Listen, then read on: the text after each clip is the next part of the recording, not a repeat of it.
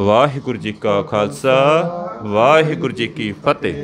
साध संगत, जिस तरह के आप जी सारे जानते हो कि सतगुरां की अपार किरपा सदका ਅਤੇ आप जी समूह संगतां के सहयोग नाल समय समय कोई ना कोई नवे तो नवा प्रोग्राम लैके आप जी सन्मुख होंदे हाँ।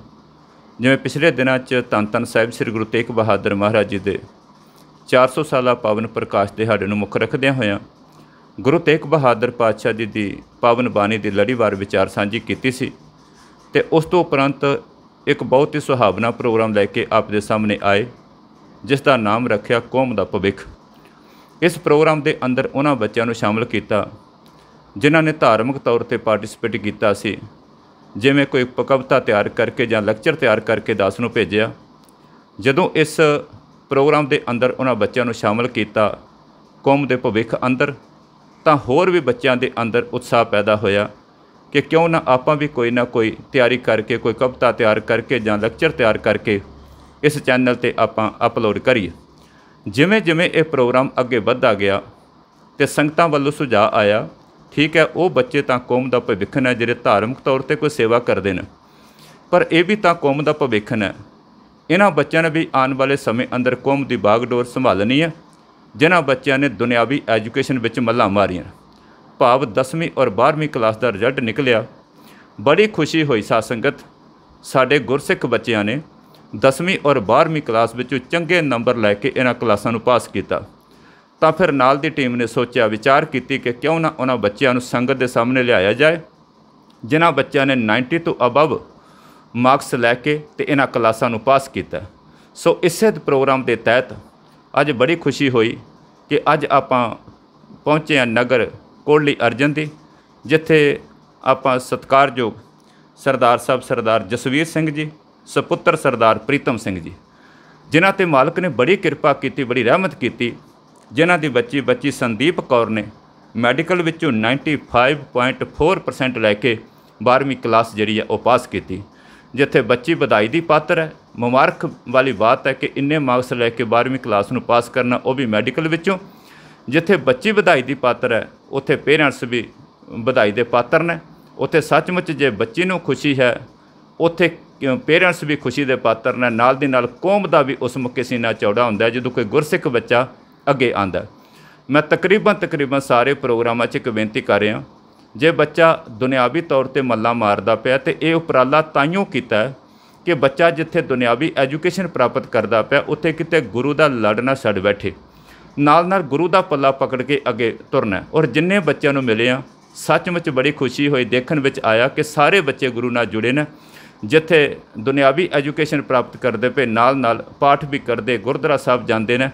एक करीम है सासंग कौम की, इन्हों संभालना, इन्हों थापड़ा देना ताकि ये बच्चे होर मेहनत करके उच्चे तो उच्चा जिहड़ा मुकाम हासिल कर सकन। सो बच्ची संदीप कौर नूं बहुत बहुत बधाई है जी, जिन्हों ने इन्ना उच्चा मुकाम जिहड़ा हासिल किया। उत्थे पेरेंट्स नूं, उत्थे बच्ची दे दादा जी सत्कारयोग सरदार प्रीतम सिंह जी नाल बैठे ने, बड़ी खुशी हुंदी है। जो नाल बजुर्ग बैठे हुंदे ने ये सारी उन्हां दीयां असीसां ने, जिथे मालक की बख्शिश है उत्थे बजुर्गों दी असीसां भी नाल काम आंदियां ने। पिछे ही अजे हुणे एक इंटरव्यू लैके आया तो बच्चे ने बड़ी कमाल की गल कही, कहने लगे साडे टीचर भी कहते सी कि मेहनत भी बहुत जरूरी है पर नाल दी नाल किस्मत भी मायने रखदी, तो किस्मत बनदी असीसां नाल है। जिथे गुरु की बख्शिश है उत्थे वड्डियां दी असीस जदों सिर ते हुंदी है ना, तो सचमुच उत्थे फिर कोई भी उच्चे तो उच्चा मुकाम मनुख जिहड़ा हासिल कर लैंदा। सो मैं बच्चे नूं बेनती करांगा थोड़ा जिहा बेरवा दे कि ये इतने % मार्क्स लैने कोई सौखी गल तां हुंदी नहीं।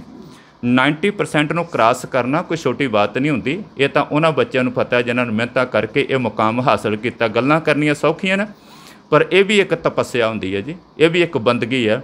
ये वास्ते शांतमई माहौल चाहिए होंदा है, बहुत रज के तपस्या चाहिए, मेहनत चाहिए है, तां करके बच्चे इस उच्चे मुकाम पर पुजदे ने। मैं बच्ची संदीप कौर नूं बेनती करांगा कि वह भी थोड़ा जिहा बेरवा दे कि किवें किवें इन्हां हालातां विच करोना वायरस का समा जी गल्लां करन वाले करदे ने कि इस बार एक करोना वायरस करके मार्क्स मिले ने, पर उन्हां बच्चों नूं पुछो कि क्लास विच बैठ के पढ़ना तो ऑनलाइन पढ़ना ये जमीन समान का फर्क हुंदा है। कई प्रकार दीयां दिक्कतां बच्चों नूं आईयां पर धन ने ये बच्चे। दास भी देखो प्रचारक की ड्यूटी करता पिया, कई बारी फोन तो तैयारी करनी होंदी है, कोई टॉपिक तैयार करना होंदा तो थकावट हो जाती फोन तो पढ़ के, पर धन ने बच्चे ਜਿਹੜੇ फोन तो पढ़ के स्टडी करके जिन्हों ने इन्ने चंगे मार्क्स लैके तो ये क्लासां नूं पास किया। सो मैं ज़्यादा विस्तार में ना जा, बच्ची संदीप कौर नूं बेनती करांगा कि 2-4 मिनट वो एक इहो जिहा मैसेज कि थोड़े समय अंदर आने वाले बच्चों को कोई मैसेज दे दें, ताकि बच्चे तुहाडे मैसेज तो प्रेरणा लैके तो मेहनत करके अगले साल वध तो वध मार्क्स लैके इन्हां क्लासां नूं पास करन। बच्चे नूं बेनती है कि 2-4 बचन जरूर अपना मैसेज देन। वाहिगुरू जी का खालसा, वाहिगुरू जी की फतेह। वाहिगुरू जी का खालसा, वाहिगुरू जी की फतेह।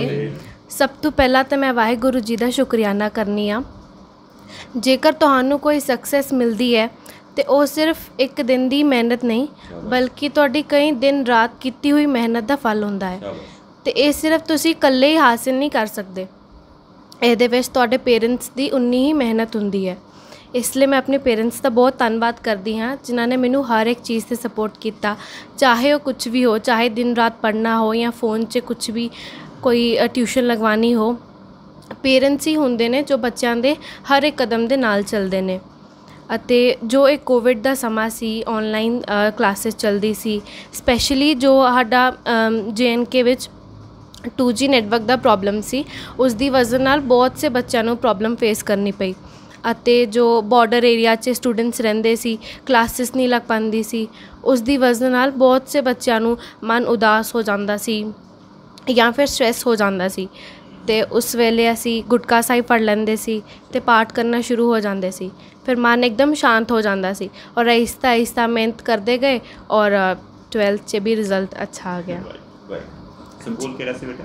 मेरा स्टीफन इंटरनेशनल पब्लिक स्कूल। हाँ जी। ट्यूशन वगैरह?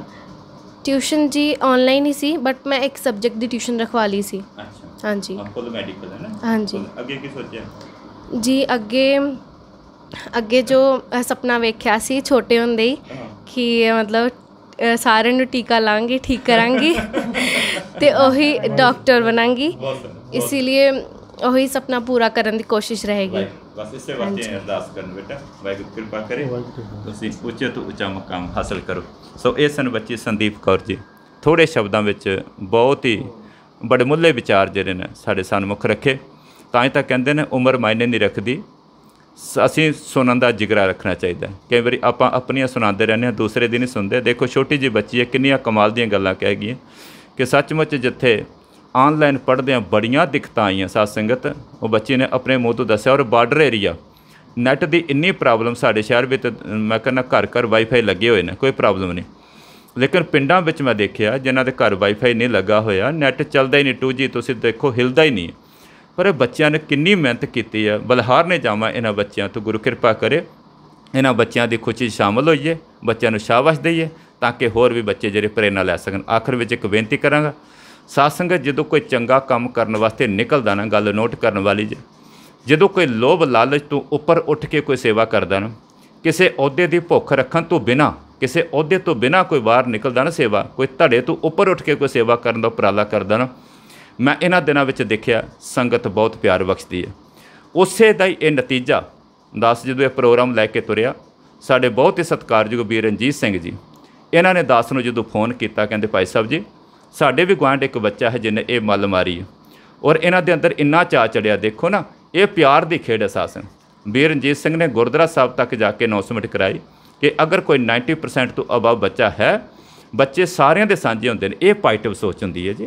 देखो अज इतनी संकीर्तन है, लोग अपने तक सीमित होकर रह गए हैं, पर बड़ी खुशी होती है जो दूसरे के बच्चे की कामयाबी को देख के खुश होइए ना, तो ये कोई छोटी गल नहीं है।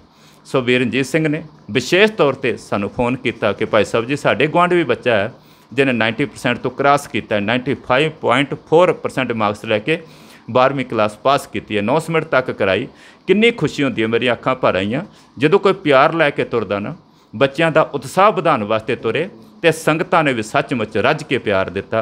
सो उसे का नतीजा वीर रंजीत सिंह जी नाल बैठे ने, बच्ची नूं थापड़ा देने वास्ते, बच्ची नूं असीस देने वास्ते। मैं उन्होंने भी बेनती करांगा 2-4 वचन कहन ते नाल ही प्रोग्राम की आपां समाप्ति करांगे। सत्कारयोग वीर रंजीत सिंह जी कोटी अर्जन तो। वाहिगुरू जी का खालसा, वाहिगुरू जी की फतेह। वाहिगुरू जी का खालसा, वाहिगुरू जी की फतेह। मान ते सत्कारयोग भाई साहब भाई सरजीत सिंह जी खालसा ਅਤੇ ਉਹਨਾਂ ਦੀ ਸਮੁੱਚੀ ਟੀਮ ਨੂੰ ਮੈਂ ਬਹੁਤ ਬਹੁਤ ਲੱਖ ਲੱਖ ਵਧਾਈ ਦਿੰਦਾ, ਜਿਨ੍ਹਾਂ ਕਿ ਕਾਫੀ ਦੇਰ ਤੋਂ ਗੁਰੂ ਨਾਲ ਜੁੜੇ ਨੇ ਔਰ ਗੁਰਬਾਣੀ ਦੀ ਕਥਾ ਕਰਕੇ ਪਬਲਿਕ ਨੂੰ, ਜਨਤਾ ਨੂੰ ਗੁਰੂ ਨਾਲ ਜੋੜਨ ਦੀ ਕੋਸ਼ਿਸ਼ ਕਰਦੇ ਨੇ।